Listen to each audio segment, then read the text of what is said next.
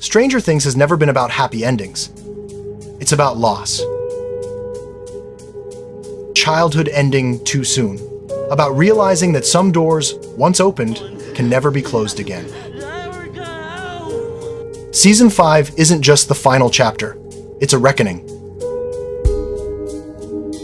And before this story ends, someone we love is going to die.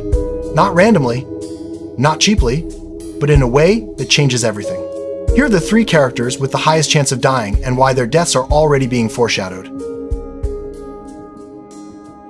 Number 1. Will Byers, the most dangerous choice. Let's start with the one nobody wants to talk about. Will Byers. The boy it all began with. From the very first episode, Will was never just a victim. He was a doorway. Taken first, infected first, connected longest.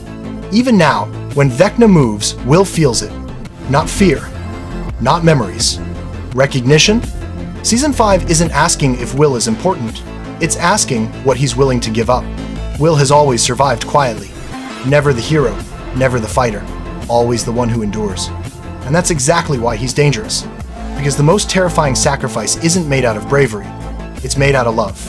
If the Upside Down can only be sealed from the inside, Will is the only one who can do it. And the scariest part?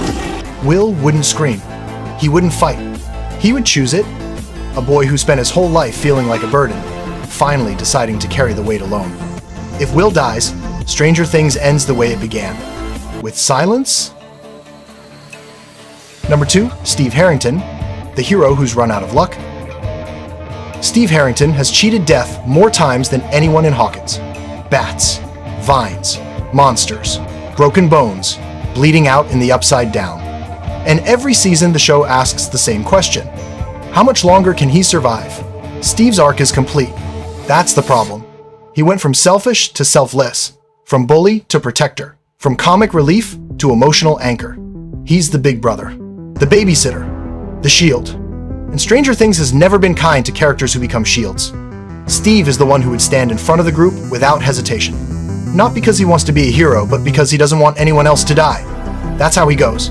Steve's death wouldn't shock the story. It would break the audience. And that's exactly why it works. Number 3, 11, the ending nobody is ready for. This is the hardest one, but it's also the most honest. 11 has been paying for this war with her body since she was a child. Every gate costs her.